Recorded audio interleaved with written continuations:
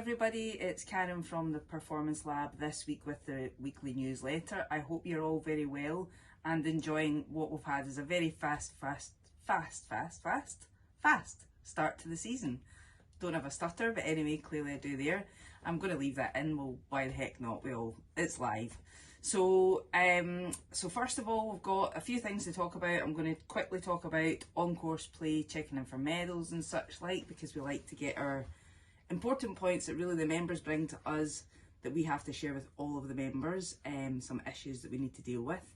Then we're going to talk a little bit about what we have in the pro shop, and then I'm going to give you a wee tip, but I'm going to leave that to the end, so hopefully that I keep your attention for the whole newsletter video. So first of all, with regards to the medals, they're in full swing now. The Wednesday medals will kick off, I think, end of this month, so probably next week, and then they really are very busy ongoing. On a Saturday medal, we're getting some issues with people not turning up quite early enough to check in. Technically you should be here 10 to 15 minutes before your tee off time, so that you've got plenty of time to check in, get your scorecard, get any refreshments you need, and be ready to go on the tee just before your tee time. The other thing is that we would really like you to do is pay attention to the pace of play. Now, some people, I have heard members say that they walk off after 9 or 12 holes because it's just too slow. And that's a shame, because Saturday medals are obviously very, very popular and everybody would like to play in those.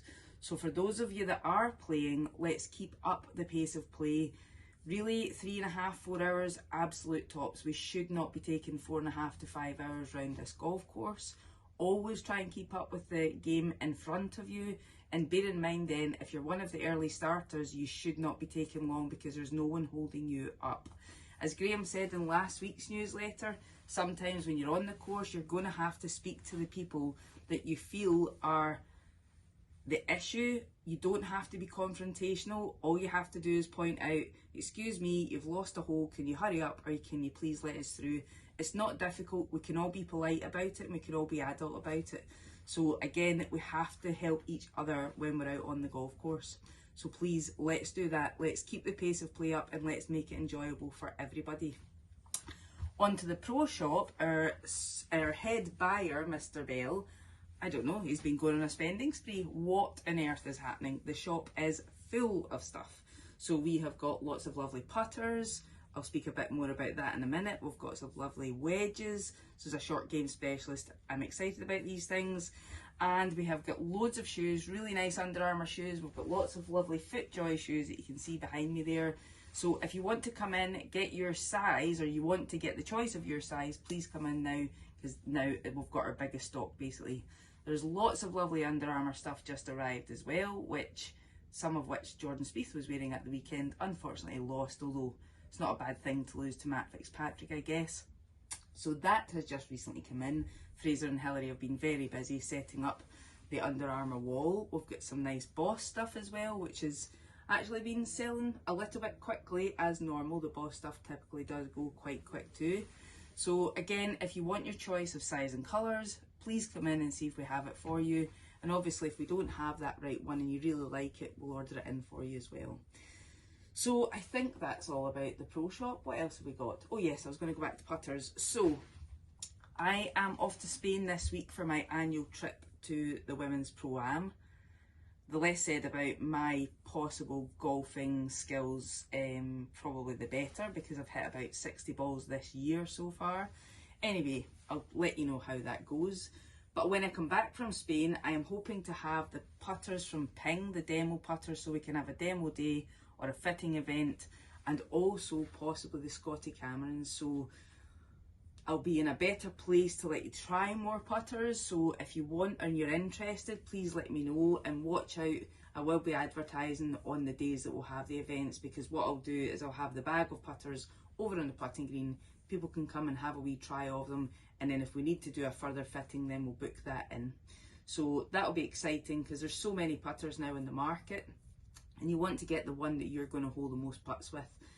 From a wedge point of view as well, we obviously do the wedge fittings. Make sure you get the right one in your bag, to fill the right gap from a yardage point of view, but most importantly to give you the confidence to play the shots that are going to get you closer to the hole.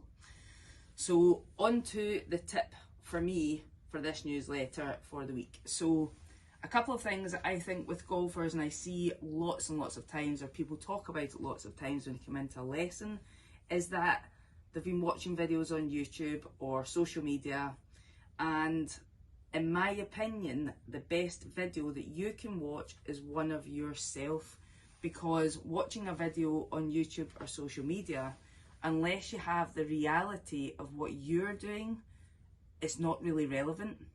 So if you feel like you're swinging over the top, or you watch a video that talks about swinging over the top or slicing or whatever you're watching, you have to know what you're doing in the first place. There's no point in trying to fix something if you don't need to fix it. And the other thing with videos is you have to have a purpose to make that change. So why is that change going to help you? It's not going to help you get a video out about it. You have to know that it's relevant to you. So we have to match perception and reality. That is so important, and I see so many times that it doesn't actually match, and we end up going down that rabbit hole and round in circles. So make sure when you're trying to work on something, you know what it is you need to work on, and then you go the correct way about it. Videoing yourself is something that you're more likely to do if you're a practicer. If you're not a practicer, it's very less likely that you're going to be able to do that. So honestly, I just wouldn't even bother watching the videos. How can you improve your golf otherwise? Pay attention objectively and be objective about where your score is coming from.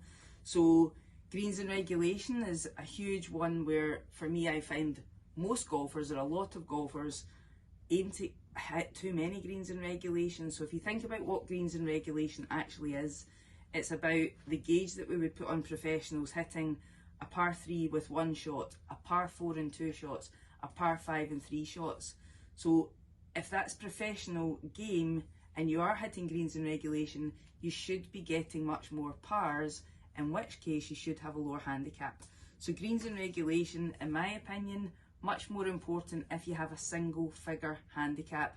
And even if you do, you're not going to hit 18 greens. You're probably hopefully going to hit between 50 and 75% of greens, which I've spoken about before. And you have to measure how many you're actually hitting.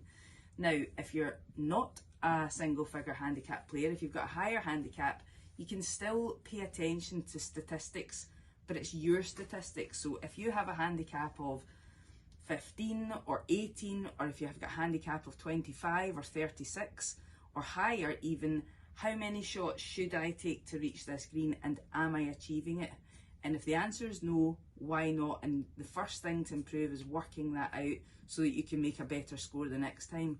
Do not let emotion get involved. Just because you hit a drive into the trees doesn't mean to say you should have a big number. One drive into the trees, the next shot, think sensibly, now I can't get to the green and how many my target was, but how can I make it just one more instead of 2 or 3 or 4 more? It is so important. I can't express it enough. So I say to a lot of my clients, if you're not marking a stats card that are greens in regulation relative, I would get you to write down a theory card. How many shots should it take me to get to each green on my golf course or the golf course I'm playing, and how many am I actually taking? It'll probably be quite a frightening number when you actually start to write it down. So that is my top tips for the day. Ignore the videos, or pay attention to only videos that are relevant. Most importantly, know what you're doing in the first place. Do not let it be emotional. And likewise on the golf course, don't let your score and your frustration be emotional. Be more objective about it. If you need more help with that, come and see us here in the Golf Performance Lab, and we'll be more than happy to help. Have a brilliant week, and we'll see you again next week.